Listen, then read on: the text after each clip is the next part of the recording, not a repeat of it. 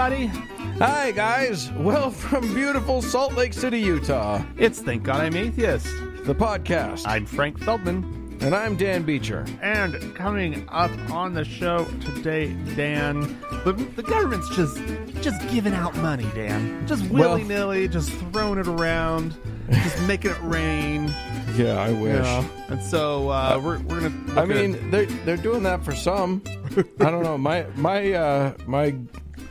gig economy unemployment insurance is winding down, and I don't think I'm going to get any more. So I'm not excited. Oh, damn. About that. But the government has found a very worthy repository for a bunch of our money, our tax money. And let me tell you, dear listener, you ain't gonna like it. Yeah. So yeah. Not a good look. We'll be getting to that. But in the meantime, Dan, Yeah. there's some new psychological research, Dan.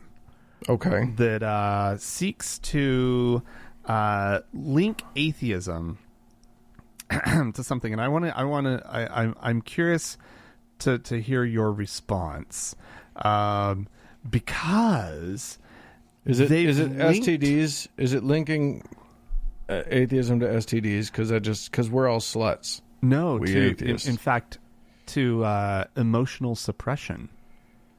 Oh. Yeah. I don't know how I feel about that. This is what I'm saying. They did this research on a group of 1,059 undergraduate psychology students.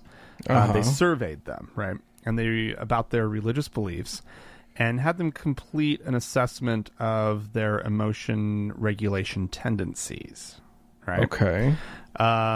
And so about half the participants were Christian, 30% were agnostic or non-religious, 15% identified as atheist, and the remainder was a mix of Muslims, Hindus, Buddhists, Jewish, and then apparently a smattering of others.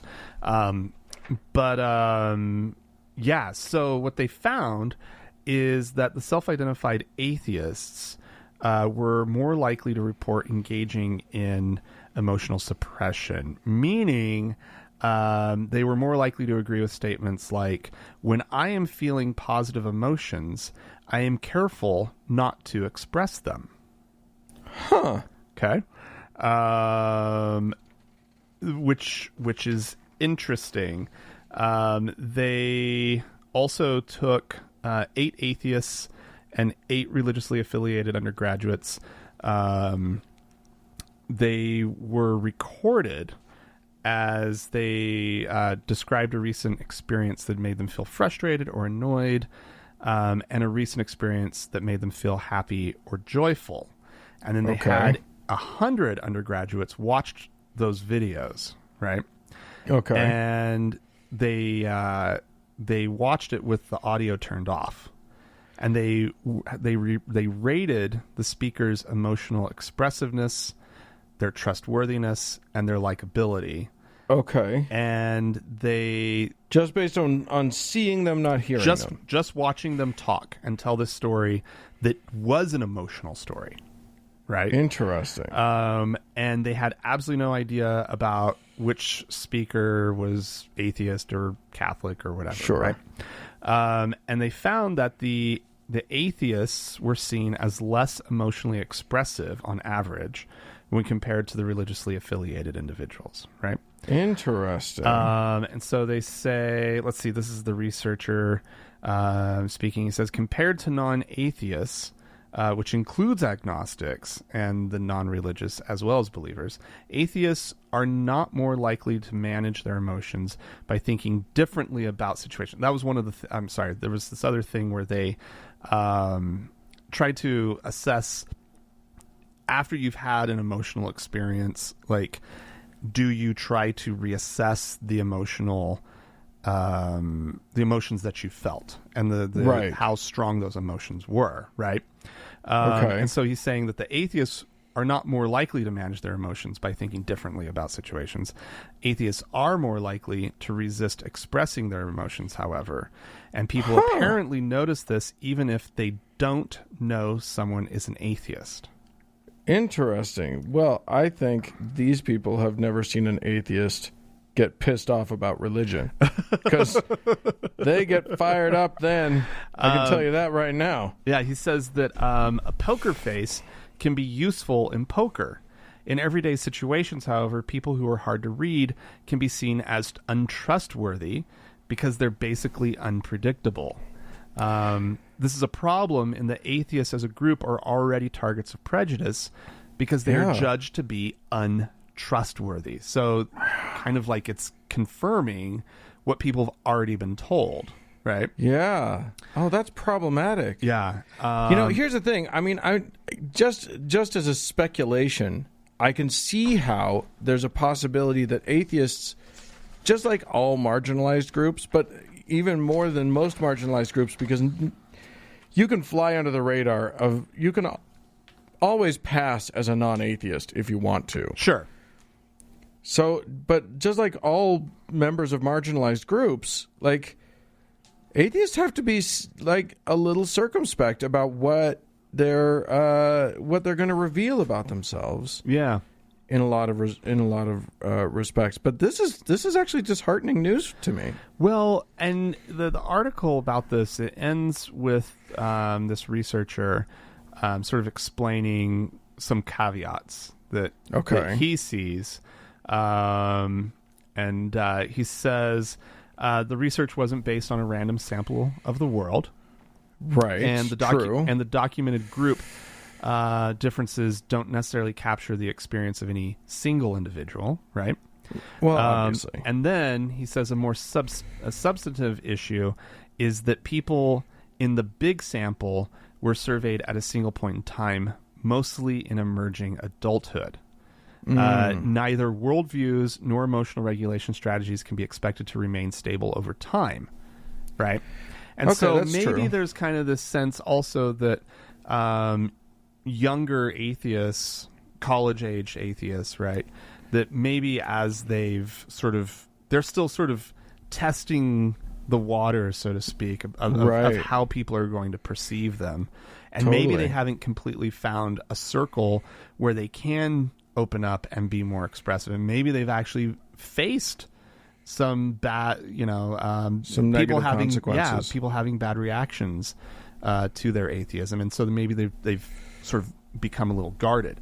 I don't know. I'm not a psychologist, but it does seem to me that like there are limits to this. But what you can definitely take as a potential conclusion here is that this age group might have some issues. And express your feelings, everybody. Come on. Well, the article tries to talk about well, maybe there's a reason why some people are drawn to atheism, right? Because they're already emotionally suppressed, and it's like, I don't think that's the case, right? That's not it. I think it's because people are probably being guarded. It's because people know that there are risks because of how they see the world. Right. Yeah. Yeah. And it's a worldview that is not without danger. There are people in this world who will treat you badly. Mm-hmm. So in all things, you kind of learn to be careful. At least some people do. I never did. But you learn to be careful about how much you reveal of yourself to certain people. Right. Yeah. And so I think it's kind of I hope they look further into this, right? And find maybe some different conclusions to make. Yeah, I don't know. That's it's what's disappointing to me is not. I'm not disappointed in atheists, but I'm disappointed in the fact that I want all of us to feel comfortable sharing our emotions, being emotional human beings. And. Right, but when you have a hard time just expressing the most basic thing about yourself because you don't know how people are going to perceive it, right? Yeah, especially if you've tried and people have shot you down and made you feel like shit about yourself. Yeah. That's so tricky. Yeah. So hard. But, like, I think as an adult, like, emotional expression, I guess I have some of, I have things that I'm guarded on and whatnot, but I also... Yeah, you're basically a robot. But I think that, I don't think that I have a particular problem expressing strong emotion, right? Right. But I think that maybe if you'd asked me when I was younger, that probably would have definitely been true or more true or whatever. Interesting. Right? I don't know if you... Well, there you go. As a young actor, it was probably very different because you were going through a program that was forcing you to face strong emotion. I'm pretty sure everybody around me wished that I would express less emotion. I'm pretty sure. I know I've felt that. Yeah, I know you have. All right, fine. Well, there you go. I'm gonna move on to some other emotions now. Oh, that actually does boggle my mind a little bit. Because atheists have this reputation for either being complete assholes or like robotic. Like Abed on Community or what's his name on the Big Bang Theory or whatever. Right. Like we have this this reputation, but. Okay, so maybe it's founded in something. I don't know.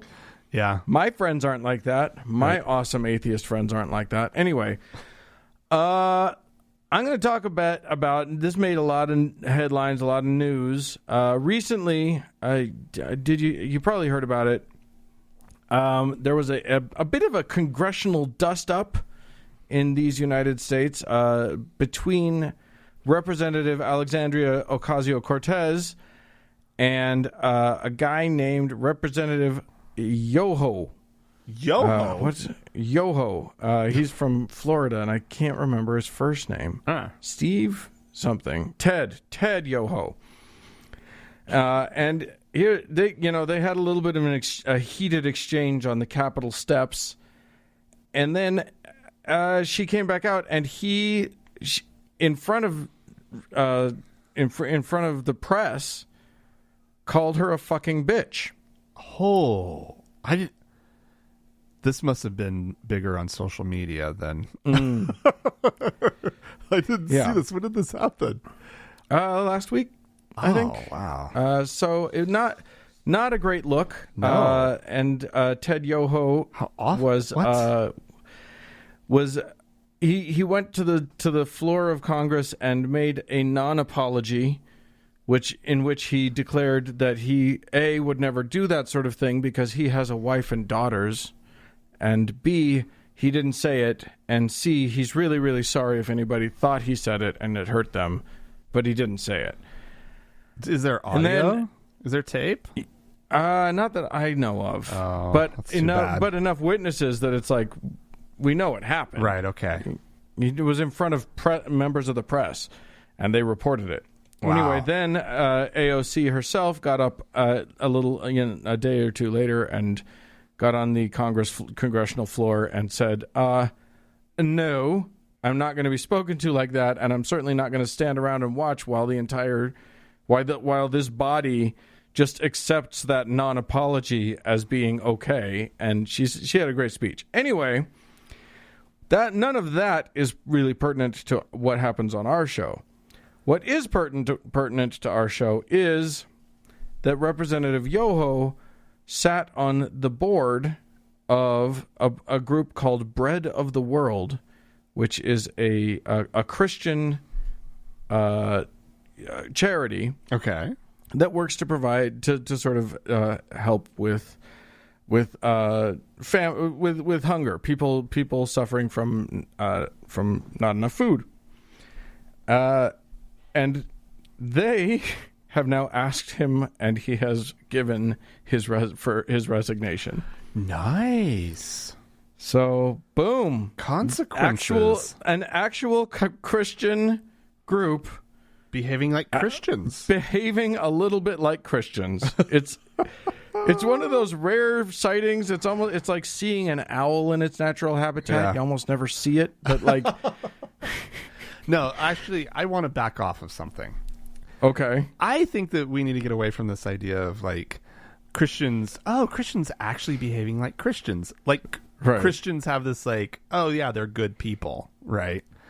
Right. Like it's No. just a given. Christians, oh, good people, right? Okay. Like I think it should be, oh, Christians behaving like decent human People. beings. Right, yeah, exactly. Okay, so allow me to rephrase. Ted Yoho was acting like a Christian, and then this Christian organization shockingly decided to just be decent humans instead of Christians. Yes, that's it. And they kicked his ass out. That's fantastic. Good for them. Good for Yeah. them being good people. For Yeah, once. the way I loved the way Yoho concluded his little non-apology. After he had said, I didn't say the thing, but if I did, I'm sorry, but I didn't, sort of thing. Yeah. He said, I cannot apologize for my passion or for my passion or for loving my God, my no. family, and my country. Oh God. Yoho. Because a good straw man works so great. No one's ever asked anybody to apologize for any of those things. But Christians love to trot shit like that out. I won't apologize for loving Jesus. Okay, well, we asked you to apologize for being an asshole. Is like Yoho, like how's that spelled? Is it like YOHO? YOHO? It's So it's like YOHO. you only hug once. Homo once. That's pretty good. Yeah. All right. All right, Dan. Well, the Alaska Supreme Court. Uh-oh. This could be really bad. No, they've actually affirmed a lower court decision that removed an elderly woman from the care of her daughter because the daughter had declined to treat the woman's epilepsy, saying that she would only use prayer. Even in the event of a medical emergency. And apparently this is very well documented that she would just, the mother would have a seizure and this woman would just start praying, you know. Great. And so the daughter is only identified as Rachel O. And the mother is identified as Tiffany O. And the daughter, Rachel, had been claiming that that this was a religious rite because she had gone through some sort of like certification for some ministry or something or other. Oh my God. So she was like she had graduated from a ministry school. Don't worry, I'm fully trained in not taking care of this person. So she was able to, I guess, quote, rely entirely on prayer in lieu of hospital care. I am 100% qualified to not give the medical attention that this person needs. Exactly. I have the certification. Yeah, she's that's terrible, Dan. I can't believe that's. I feel bad for laughing. Yeah. So let's see. I pulled up this afternoon the actual their document, right? The ruling. And let's see. There were some really choice things that didn't make it into the article that I read. Let's see. Rachel reported that when Tiffany had seizures, she prayed for her. Okay, I said that. She stated that it was up to Tiffany to self-administer her own medications. Oh my God. She wrote that psych meds aren't God. Well, nor are they she's not wrong about that. Nor are they life-preserving, nor are they healing, right? What? And so she has clearly never dealt with, I mean, she knows about epilepsy. She knows about a full tonic-clonic seizure and what it can do to a person. Fuck you. Right. And so the court concluded that if Tiffany required immediate medical attention, the results could be fatal. For this reason, while religious liberty is a fundamental right under the Alaska Constitution, the state's actions in this case are justified by a compelling interest. Yeah. So, good. Somebody's life is more important than their caregiver's religious, beliefs. Yeah. Because Tiffany, was unable to. Not only was she unable to care for herself, she also had some other issues going on where she wasn't deemed able to. She needed a guardian. Competent. Yeah, she wasn't competent. And she had been in state care, but the daughter had pulled her out of state care, which is why the state knew about the whole situation, right? Right. And so she was under her care for a while, and that's obviously why the state got involved. They were like, "Don't worry, Mom. Okay, I'll take care of you." Yeah. So that is a good decision. Thank you, Alaska. That's horrifying. For saving a woman's life. Oh my God. Ugh. Well, I am going to tell us some good news about a scholarship that has become available. Oh, okay. This is it's a $500 scholarship that basically any 2020 high school graduate can apply for. Okay. And it's sponsored by the Satanic Temple. Oh, nice. Okay, good. And it's called the Devil's Advocate Scholarship. Oh boy, I love it. Put it on your CV. I'm very happy about the whole thing. And to apply for it, applicants must answer one of a few questions. So, for instance, what initiatives have you undertaken that are consistent with TST's tenets and mission? Okay, which I think is great. If you haven't read the Satanic Temple's tenets, they're actually much better in terms of moral guidance or whatever than the Ten Commandments. They definitely beat them out. Not hard to do. Right? Yeah, it's a low bar, but not if you ask a Christian. Oh. Or applicants can. Yeah, there's a whole bunch of different things. It's still open until. Oh nope, applications. Oh yes, it's open until August 31st. So people hearing this now, if you are a 2020 graduate or have a kid who is, they may apply. Another thing you could do is answer the following question. Please discuss and describe in detail any one of the teachers who crushed your spirit, undermined your self-confidence, and made you hate every minute you were forced to be in school.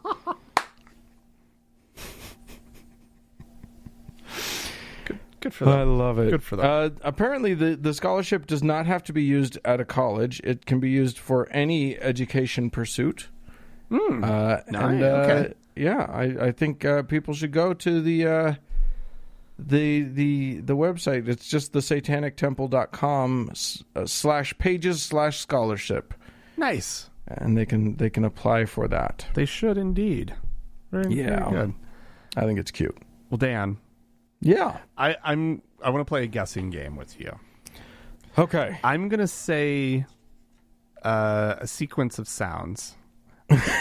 and I want you to try to figure out what it is. Okay. Person, woman, man. Yeah. Okay. Camera, TV. Saturate OC. I'm supposed to wait. I'm supposed to know what that is. Yeah. What do you think saturate OC is? I think it means somebody pour a lot of paint all over Orange County, California. Not bad. It is a revival group. You got the location right. It is Orange County. Oh, okay. All right. So Southern California, everybody. Wealthy, beachy Southern California, right? Yeah. Sort of between L.A. and San Diego. Exactly. Known to be quite conservative, right? Yeah. Yeah. Anyway, it's a religious revival group, and they have been holding revivals in Huntington Beach, on the beach. Okay. Oh. And the good folk at the at City Hall, they're not so happy about this because, of course, this is a time of COVID. This is a time of communicable, disease, right? There is a pestilence upon the land. Yes, and these people are ignoring it. Right. Wholesale. Anyway, as you know, California has limitations on gatherings held outside. I believe they're capped at 100. And then even then, like, it's supposed to be socially different or distanced. Everybody's supposed to be wearing masks. Right. Well, 300 to 400 people, they estimate, showed up on the beach. I watched some video. Not a lot of masks in view.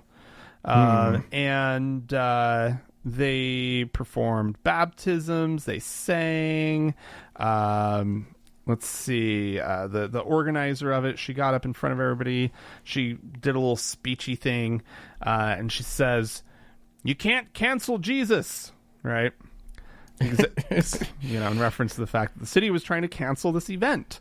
Rightly so. Apparently, even on the streets leading to where the event was going to be taking place, they had those big, like, programmable road signs, that'll say, like, merge left or road closed on Wednesday, right? Those kind of signs. Right, sure. It was informing people that the event had been canceled. Which I think is great, right? Amazing. But a Utah town had to threaten to turn the sprinklers on to an event for one thing a couple months ago. Anyway, the police. This organizer, Jessie Green, she told people at the event that police had shown up at her door with a citation. And they were told not to hold such an event, but they do not plan on stopping anytime soon because they're good Christians. Good Christians don't believe science. Good Christians equal bad people. Let's see. They have indicated that this is like the fourth such event that they've had in Huntington Beach, and they've indicated that they will be finding a different beach in the future. Good. Can it be in a different country? No. Can that beach be somewhere else, please? Just do it online. Come on, guys. Oh, my God. It's so stupid. You can't cancel Jesus. Tell that to the Romans, first of all. But, nobody's trying to cancel Jesus. We're just saying, please don't get together in the way that you normally do until we get this thing sorted out. And then resume as you please. Yeah, not about Jesus. Not about your beliefs. Not at all. Not even close. Yeah. This is not about you. Quit making it about you. But that's what these people do. Everything's about them, right? Sure. Well, I'll tell you. I'll tell you another story about the same thing. And this one, I'm only telling, and I'm going to say this right up front, because I experience the phenomenon of Schadenfreude, and I really enjoy this. So, listeners may remember the name Jason Rappoport, who is an Arkansas state senator that we've talked about because he's the guy that erected the Ten Commandments monument outside of the Arkansas state capitol. Is just so proud of himself. He's if anyone's seen the Satanic Temple documentary Hail Satan, he's the main antagonist of that. And he's a giant douchebag, as is evidenced by the fact that he decided to show up. He made a quick celebrity appearance at a big church meeting. This is a meeting now. Mind you, I should say this: Rappoport has been anti-mask this whole time. When the governor of Arkansas finally mandated them, Rappoport was quick to say he opposed it on principle. He has described he has talked about the pandemic as some sort of hoax. So he's one of those. Well, he went and did, appeared at this Christian, this big Christian gathering, this get together, as a sort of guest speaker. Mm-hmm. And here's the problem: nobody was wearing masks. This was a large gathering of people indoors, shoulder to shoulder, at this worship service, and nobody wore masks. Well, good God, you'll never guess what happened. It's shocking. No one could have predicted it. Senator Jason Rappoport is in the hospital having been diagnosed with COVID-19. Oh, that's what it was. Oh, okay. Yeah. You'd never have seen it coming. You'd think that the blood of Jesus would have protected him or something, but no, unfortunately not. Now he's singing a different tune. Quote, we've all been doing our ventilation something. Right, yeah, exactly.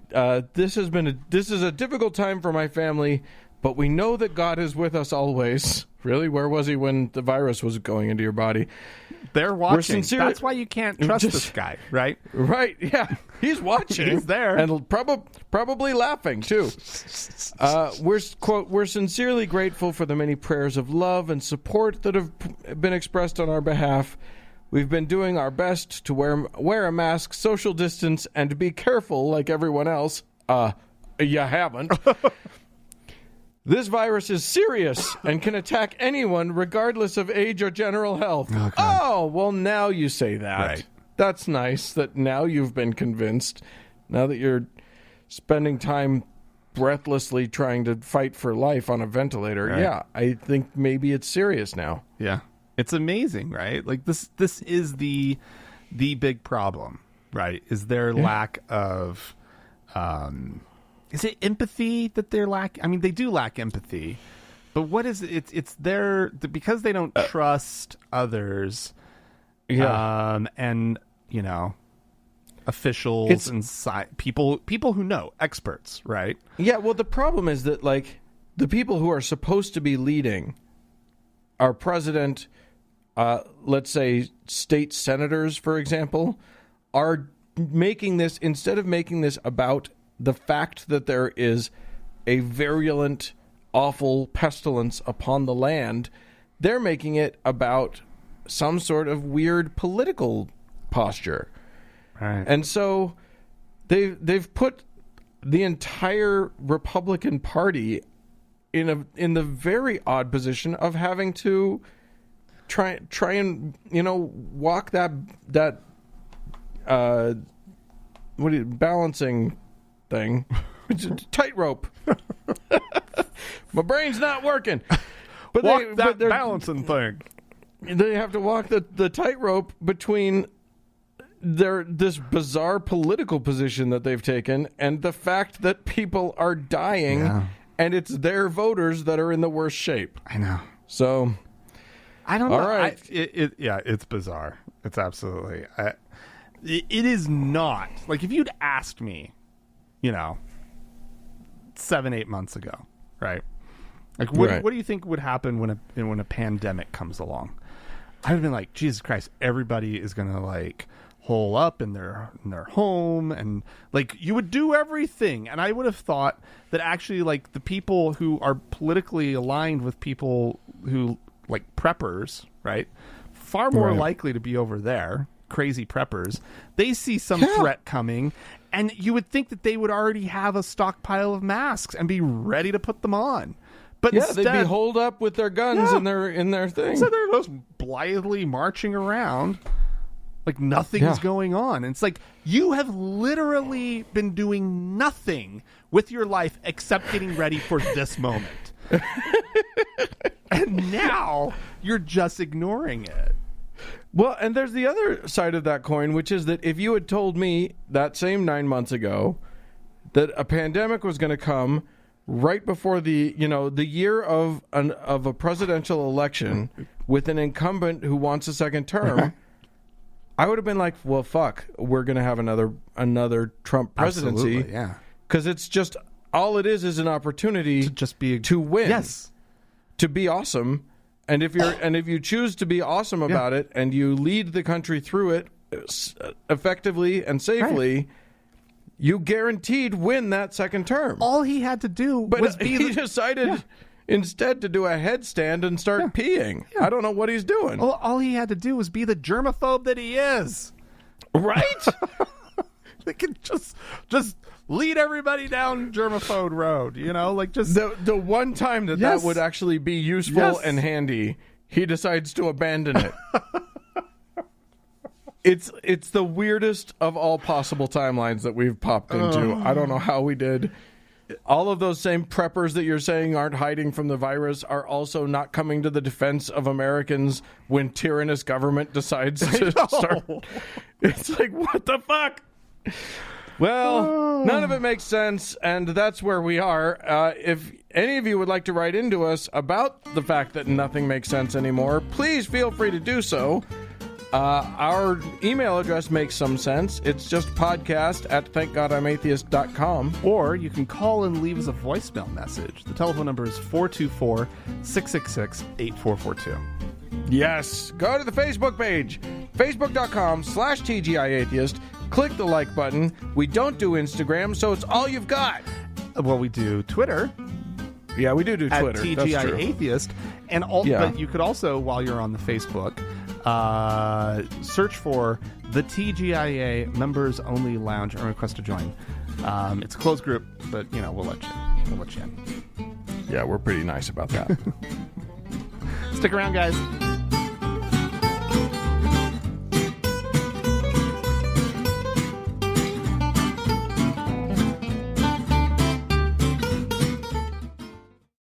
Hey, Dan. Yes. We've got a confused Christian on our hands here, and we'd like to play some audio from him. His name's Carl. When has that ever happened? His name's Carl Gallops. Yeah. And he's one of these people who he doesn't really get what Black Lives Matter is about, and and he's pretty sure he gets it. He feels like it's an attack somehow, right? The people working toward, protecting the rights of one group, that it must be an attack on his group. Shocking. It's shocking. But let's let him make the case. Yes. I think he makes a very convincing case. He gets it. He really gets it. So let's hear how him get it. That's a good phrase. And of course, let me just settle it. I've got to do this disclaimer so I'm politically correct. Of course, Black Lives Matter. Of course, George Floyd's lives matter. Of course, the legal system needs to deal with the injustices done, and it will. Of course, that's a no-brainer for people that love the Lord and people that love truth and law and order and people that love people. Somebody asked me the other day, said, well, you must be colorblind. I said, no, colorblindness only sees black and white. I see all the colors. It's just, I don't care. I see people. I don't care what color you are. And so, but in the midst of this, all we heard was Black Lives Matter, Black Lives Matter. And the inference was, and some people went so far to say, only Black Lives Matter. Well, our response as Christians was lovingly, no, because of Jesus Christ, all lives matter. I mean, Jesus said, God so loved the world that he gave his only begotten son, that whosoever believes in him. Paul said, look, in Jesus Christ, there is no Jew, there is no Gentile. Those are racial and cultural differences. There is no male, there is no female, there is no slave, there is no master. Now, there were slaves and there were masters. There were men and there were women. There were Jews and there were Gentiles. So what's Paul saying? He's saying, in Jesus Christ, all lives matter. You're not over or beneath each other when you're born again as brothers and sisters. So when we started saying that on the internet, oh my gosh, pastors lost their jobs. Religious leaders lost their jobs. Denominational leaders lost their jobs. CEOs of corporation who I guess were believers or at least rational people, when they said it, they lost their jobs. Well, what is that? That's the spirit of Antichrist, because listen, guys, if I can't worship on Resurrection Sunday, if I can't worship on the Sunday of the birth of the church, if I can't sing my praise to Jesus, now, liquor stores and big box stores and rioters, they're okay, but the church is evil. See, Rome's on fire. Let's blame the Christians. And then if I can't say all lives matter, that's the word of God from Genesis to Revelation. That's the whole purpose of the word of God, is to declare in God's eyes, all lives matter. He's sacrificing his own son for us. That's the heart of the gospel. It's the heart of the New Testament. It's the last words of the book of Revelation. Yet the evil one has convinced the whole world that we cannot say that. I think he got a little confused in the middle there. He was like, this is all about Black Lives Matter, Black Lives Matter. And also, we can't go to church on Resurrection Sunday? That wasn't because of Black Lives Matter. Psst, Pastor, that's not why we can't. That wasn't the reason. Right. I don't think he knows that. I think he blames Black Lives Matter for the COVID-19. I think he thinks they're the same thing. Well, I wouldn't be surprised. But yeah, it's amazing how much somebody can sit there and say they're not racist, right? Over and over and over and over and over, and then just pick up one racist trope after another. Yeah. Right? Well, the whole, I mean, I feel like saying I'm not racist. Well, yeah.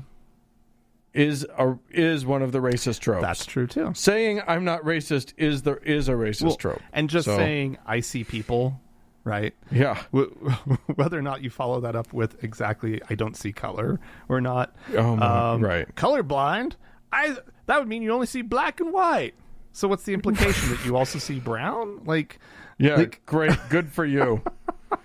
You're amazing. What a remarkable man he must be. I just and also the whole if I were a person of color, and I heard him say, I love everybody. I don't care what your race is.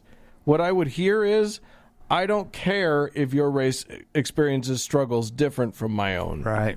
Yeah, that's true. I don't want to think about that. I only want to think about us as the same. Right. So every time you say there's something different, I'm going to just go blah blah blah blah blah. Nope, we're the same. I love everybody the same. Ha ha ha. Yeah.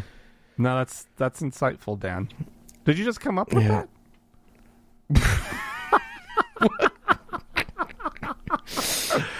That was really good. That was really good. And I know you come up with really good stuff on the fly, but that was really good. Yes, I'm amazing.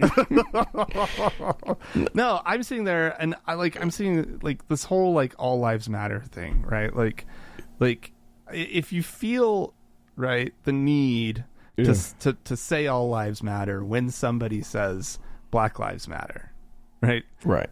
It seems like you might be a racist. You might need to ask yourself some right? question. You've got a problem, right? And you need to figure that one out. I mean, at least this guy did take the step, because what's interesting is watching Black Lives Matter activists just ask people who feel this same way, just to say, if you believe all lives matter and you believe that Black lives are part of all lives, just say the words Black Lives Matter then. Yeah. It's amazing how many people squirrel their way out of that. Oh, wow. They won't say Black Lives Matter. So, yeah. You're a racist. That guy. Anywho, just say Black Lives Matter, everybody. That's it. It was very funny. I saw there was a thing that was going around on the Facebook or whatever it said, it was a conversation between two people. It was a screenshot of a conversation, and it was somebody was like, Blue Lives Matter, and then somebody else was like, all jobs matter. And then the person who said Blue Lives Matter said, yeah, but it's the police that are under attack right now. Oh, no. It was like, wow, you made the point. You did it. That's awesome. Now, can you extrapolate? Are you capable of using the transitive property here or whatever to, anyway. Hey, we had some folks write into us. Awesome. Should I read some of the missives that have been sent in? Yes. This one comes to us from Miracle, who says, "Hello, Frank and Dan. My name is Miracle, and my husband and I are atheist. Congratulations. We were both raised in religious homes. My husband was a Mormon, but his parents were open-minded and are okay with his beliefs and respect us. My parents, however, are very closed-minded, and were extremely religiously abusive my whole childhood. Well, they are starting to be that way with our kids. Oh, God. My daughter is 5 and loves Harry Potter, and my mom told her it's evil because it has real witchcraft in the movies. She also told my 5-year-old about hell and burning in hell and her skin melting off and bugs eating her. What? My 5-year-old tells my 3-year-old this one day, and it took me literally hours to calm my 3-year-old down. Obviously, she had a bad panic attack believing this nonsense. I talk respectfully to my mom about this, telling her it's not her place to talk to our kids about religion. That's for the parents to do. She then proceeded to tell me that she will not stop telling them the quote-unquote truth, which is just her truth. My husband wants us to stop letting her around the kids. She's my mom, and I would really not like to do that. I was hoping you guys would have some advice for me. I know we're not parents. I know you're not parents, but anything would be helpful. Well, thank you for writing in. You're right. You've definitely come to the right place with 2 non-parents to guide and advise you. Well, I would say, I mean, just off the top of my head, right? Yeah. Just keep it supervised. If you feel like she's going to say dangerous things to your kids, like maybe like the full on, like, I mean, I don't know how bad this is. It sounds bad. But maybe the whole pulling the plug entirely might be a bit much, but supervised maybe might be a nice way to start. There's that, but there's also the option of talking to your mom and just saying, look, the way that we feel is, if you're going to keep saying these things to our children, we are going to take our children away from you. Oh, yeah. So lay it out. So we don't want to do that. We want you to have a relationship with them. We love you, we love them, and we want them to love you, but we're not going to let them see you if you're going to go against our wishes and talk to our children in a way that we don't like. And you can even make an analogy and just say, I don't know, just say you wouldn't have let somebody talk to me in a way that was disrespectful to your beliefs. Right. So why would I let you talk to my children in a way that's disrespectful to my beliefs? Right, but her beliefs are right. Yeah, and she's going to come at you with that. So I'm not saying you should do this. I'm just saying it's an option. Yeah. But I mean, putting down a boundary like that and just saying there are distinct and absolute consequences to this, and we'll hold to it. I think grandmas usually want the kids in their lives. And I think that religious people can be fucking crazy, right? It's true, and I make no guarantees about this.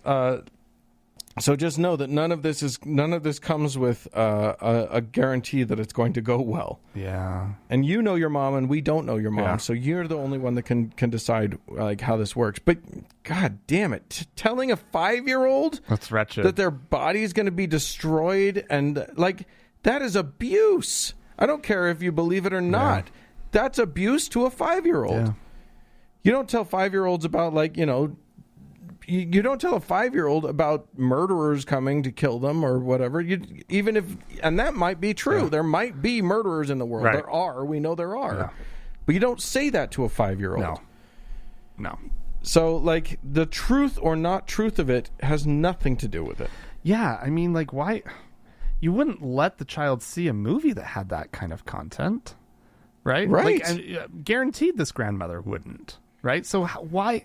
Because it's just religion. Like, how is the fact that it's religious, a religious story or whatever, how does that inoculate the child against the damaging... Against the trauma of something horrific. Skin melting. Yeah. I mean, you would never let a child watch that in a movie. That. I shield my eyes at the end of the Indiana Jones, right? Like, When that wax person melts. That's the worst thing. I hate it. Oh, have you seen that recently? Uh-huh. Oh, nightmares, Dan. Oh, it's terrifying. No, I think Dan gave good advice on this. So go with that. Good luck. And no, but your advice was good too, Frank. If that feels like too hard a stance, then just don't let them hang out with grandma if one of you is not there. Yeah. That sucks because then she can't like babysit for you or whatever. And grandmas are nice, cheap, i.e. free babysitters. Babysitting labor. Yeah, that's true. Anyway, good luck. Let us know how things go. Yeah. But yeah, that's as good as we're gonna get. For better advice, seek like professionals or real parents. Yeah, one of the two. I like it though when people like use this like the atheist and landers. Like yeah, exactly. Oh my gosh! Don't take advice from a podcast, you guys. Wayne has written into us.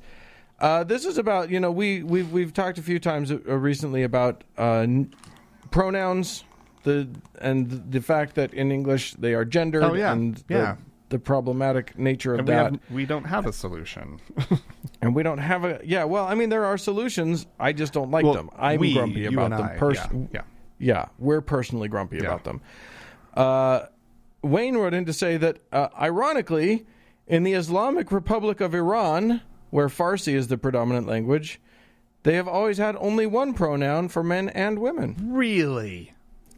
So, boom. He wrote what the pronoun is, but he wrote it in Arabic, and I have no idea how to pronounce it. It's just squiggles. Look at that beautiful pronoun. I have no idea what to do with it. It's quite lovely. I don't even know if that's Arabic. I guess it's not Arabic if it's Farsi. Right, Did they use the Arabic alphabet? I don't know. It's squiggles. You're is getting what I'm yourself saying. into some trouble with Persians.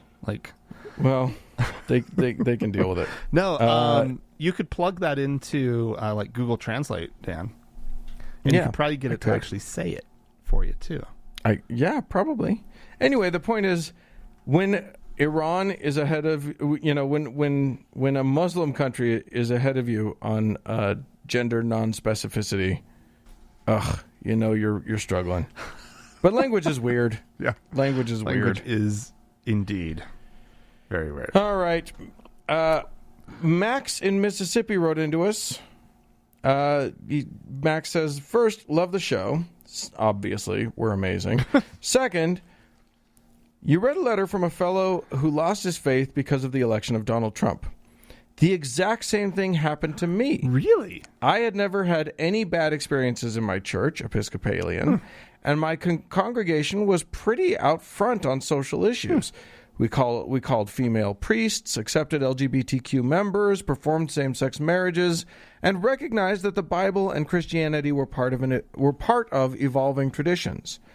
I was happy in my congregation until November 2016. Then I suddenly heard people chortling about the election of Mr. Trump and the supposed humiliation of Secretary Clinton. I heard racial slurs from people I had once respected. Others found ways to square their religion with their support of a man who seems to defy every tenet of Christianity, right?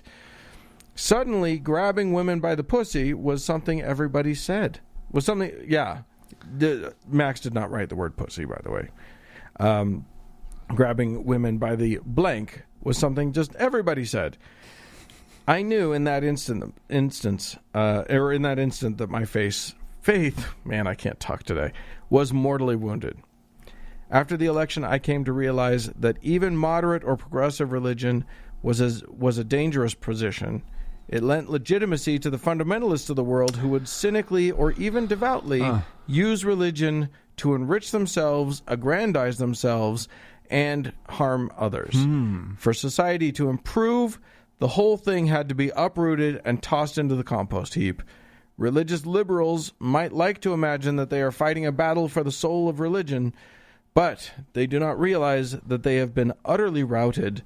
The fundamentalists and reactionaries control Christianity and most other faiths because the faith lends itself to those uses. Wow. I thought that was a really powerful point. Yeah. So there you go. I think religion's pretty much poisonous. I love this notion that like the election of Donald Trump actually shook people out of their religious sort of complacency or stupor or whatever. That's amazing. Yeah, I don't want this to, because I'm always trying to look on the bright side of things, right? And I don't want this to come off wrong, but as long as we can get him out in the fall, right? As long as he doesn't get a second term, I'm hopeful that that this has woken a lot of people up, right?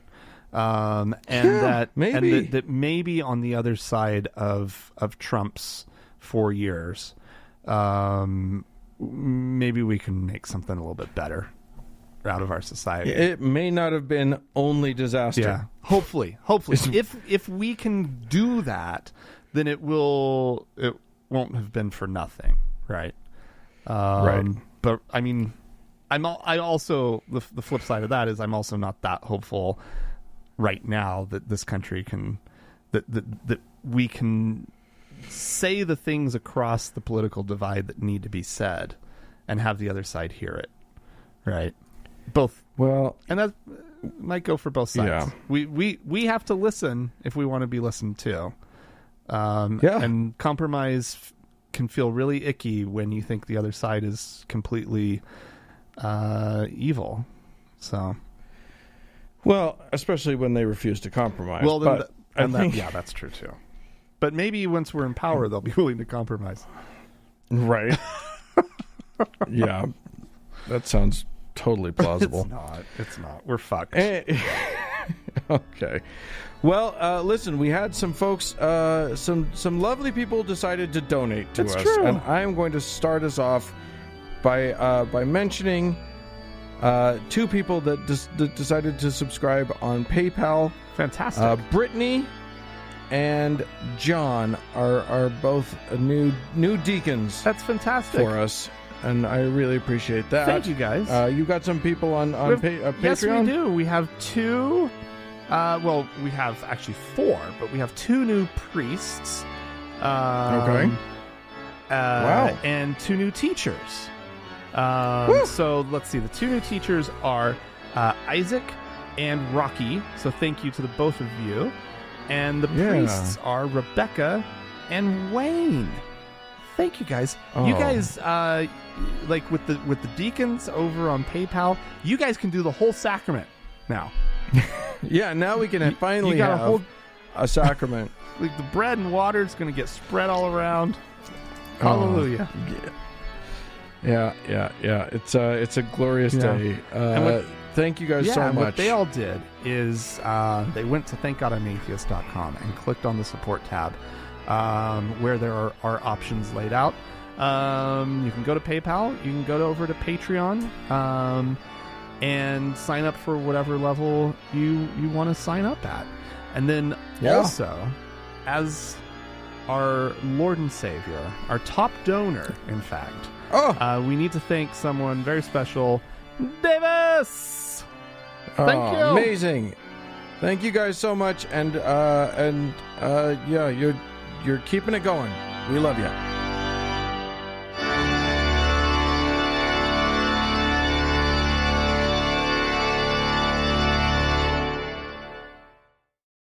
Hey, Dan. Hey. You know, there's something that historically the Catholic Church has always just lacked. They just have had none of it. And that's money. Is that money? Is that where you're going to go? Okay. They've always had such a hard time. It's collecting up money. It's been a rough one for the Catholic Church. I mean, it's not like half of their edifices are, coated in gold. I mean, they have had recent troubles. I mean, the Vatican itself, COVID-19 has obviously hit really hard because they rely so much on, the tickets. Male prostitutes? Yeah, that's true too. Right. No, the Vatican Museum ticket proceeds to help pay for like almost everything. Right. And I mean, they have investments and all that kind of stuff. But then, you have all these dioceses here in the United States that are essentially going bankrupt because they've been sued by people who were molested by their priests. Right. And these court decisions have, seriously impacted the financial stability of some of these dioceses. Well, a lot of the time it doesn't even get to the court because they settle out of court. They have a program to settle, where they actually kind of discovered that in this article. I didn't realize that they were just setting up funds to just be like, hey, if you just sign this, we'll give you some money and don't sue us. Yeah. Yeah, it's literally at this point, there's just like, there's at the end of every mass, there's a communion line and everybody goes and lines up there. And then there's the line that you line up to get paid for having been raped by a priest. Jesus Christ. But anyway, the point is they've been appropriately, their funds have been hit. Struggling. Yeah, they've been struggling a little bit. But not so more. A bunch of dioceses, no, not in this country. No, they are saved. And that savior comes by the name of COVID-19. And Donald John yes, Trump. The what was it? The payroll protection program or whatever it was, the PPP money that has been trying to prop up America's small businesses during our economic struggles right now. Right.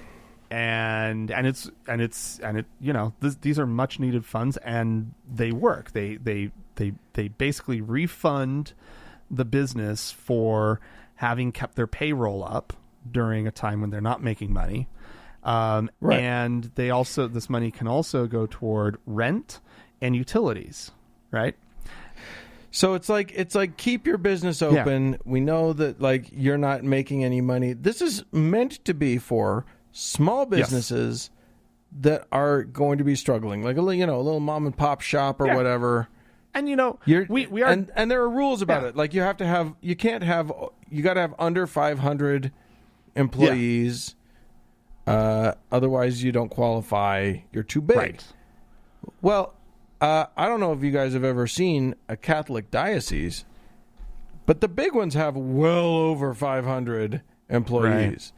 Right. Like we're talking about a whole bunch of different parishes. We're talking about schools. We're talking about all this stuff. Right. They employ a lot of people. It's a big fucking organization. Right. And somehow they have found their way into over $1 billion of PPP money. Yeah, it could be as high. It could be as high or higher than $3.5 billion to a church from the American government, from the American people.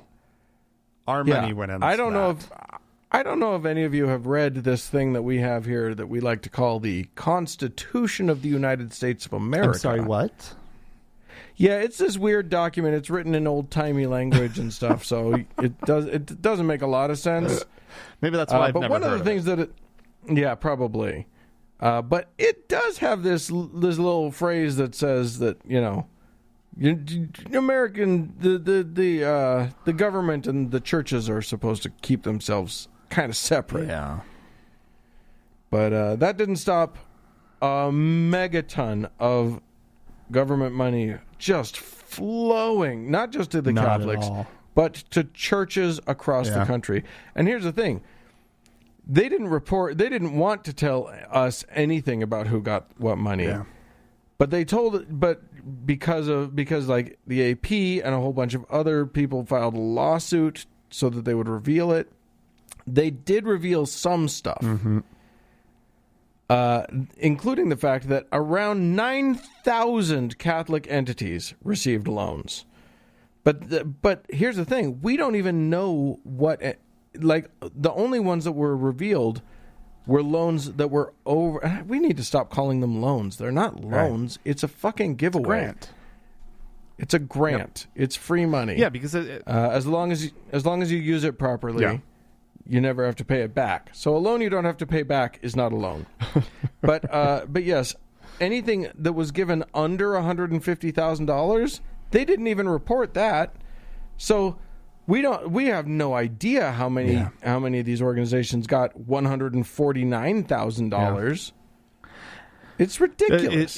It's really ridiculous. It's really disgusting when you think about the sums of money, and you think about your own community, and think about the businesses that you're already aware of that have closed, right? Yeah. I don't know whether those places qualified or got some PPP money or what, right? But the fact of the matter is that that our small businesses in this country are in serious trouble.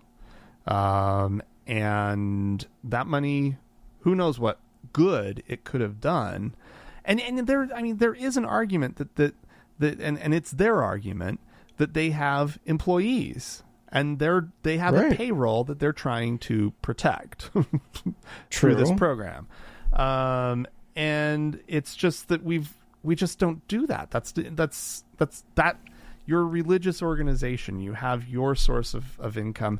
You were also not taxed by this government, and now you're getting like you could like the argument is that these small businesses have been paying into a system that is now providing a safety net in a time of extreme and dire need. These churches have not been paying in. And now all of a sudden they're supposed to be getting money to prop them up. It doesn't work that way. Yeah, the thing is that there were some behind closed doors meetings between the Trump administration and a whole bunch of churches, and they just got them to carve out a whole bunch of exceptions to the rules so the churches could just get free money. Yeah. And my concern, and I haven't actually seen this outlined anywhere, but my concern is, and I'm guessing this is true, look, when they file their taxes, churches aren't like other nonprofit organizations. Other nonprofits are required to outline exactly where every penny of money goes. Yeah. How, it is a matter of public record how much each employee at a nonprofit makes. How, every bit of their accounting has to be entirely accounted for. So another nonprofit, a museum or something that took a PPP loan will know if they used it, how they used it. That will be clear. Right. It's very possible to me that these guys will never have to account for how they used this money. They could take it and just start paying off their, just refilling the coffers after they paid off all of their victims. Okay, but just, and never, and just invest it or whatever. But no matter what, like this money flowing in and covering their payroll for this period of time, the money that they would have used on their payroll, they can now move over to other things. Right? They don't even have to misuse it for this money to have it's a very good point. Go to allow the refilling of their coffers elsewhere. Right.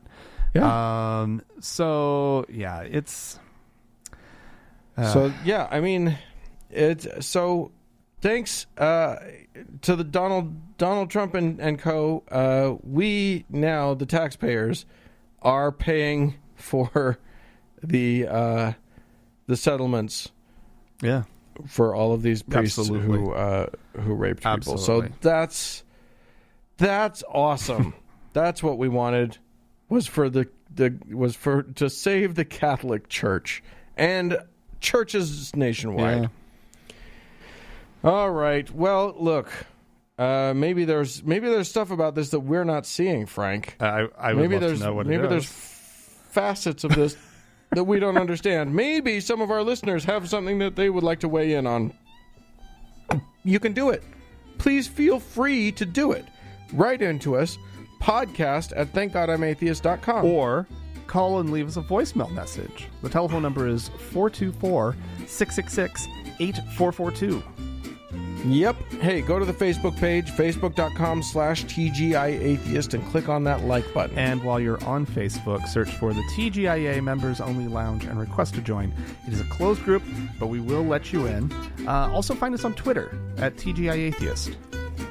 Yes, and speaking of social media, thanks to everybody that's helping us out in the Members Only Lounge and on the page. And also, big thanks goes out to the Red Rock Hot Club and to Gordon Johnston for the use of their music.